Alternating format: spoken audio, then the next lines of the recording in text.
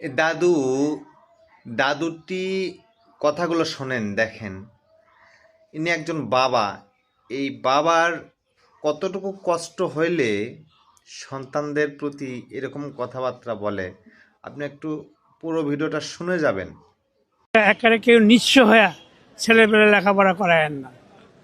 আমার অনুরোধ, একেবারে নিঃস্ব হয়ে 1 নম্বর লেখাপড়া করায়েন না। 2 নম্বর হইলো যে একটা স্বপ্ন দেখে না যে ছেলে বড় হইলে ভালো বড় বড় স্কুলে লেখাপড়া করাইলে ছেলে বাপ মায়ের দেখবে, এইটা কইরেন না। এটা তার জ্যান্ত প্রমাণ আমি। ছেলে একটাই, ওর কষ্ট লাগে না। কষ্ট লাগে। কোথায় পড়াশোনা করাইছে? সেন্ট গ্রেগরিতে Lakshmibazar saint Gregory school, Dhaka বিশ্ববিদ্যালয়।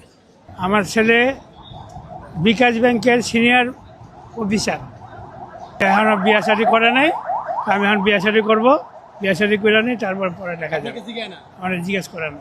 আমার খারাপ লাগে, মানে আমি রাস্তাতে কাঁদছি, বিভিন্ন জায়গায় গেছি। আমি যদি লেখাপড়া না করাইতাম তাহলে আজকে আমার এই পজিশন হইতো না। বলে যে তুমি লেখাপড়া করাইছো কেন? তুমি অতিরিক্ত বিলাসিতার কারণে তুমি লেখাপড়া করাইছো। আমাকে একটা 4 তলা বাড়ি করে দিতা, তুমি বাড়ি গাড়ি করে দিতা। এই 2টা চোখই আমার অন্ধ হয়ে গেছে লাগা। অনেক হাতে পায়ে ধুইরা এই চোখটা একদম বাদ। এইটা দিয়ে একটু দেখি।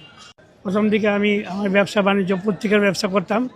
শাহজাহানহাট পুলিশ বক্সের সামনে, প্রথম আলো, ডেইলি স্টার, তারপরে এই বিভিন্ন ধরনের পত্রিকা। এখানে 50 বছর ব্যবসা করছি। আমার বিভিন্ন ধরনের রোগ টোগ হওয়ার পর আমাকে আর কেউ সহযোগিতা করে না। ছেলেটারে পড়াইছি, ছেলে বলে যে তুমি এতদূর পর্যন্ত লেখাপড়া করাইছো কেন?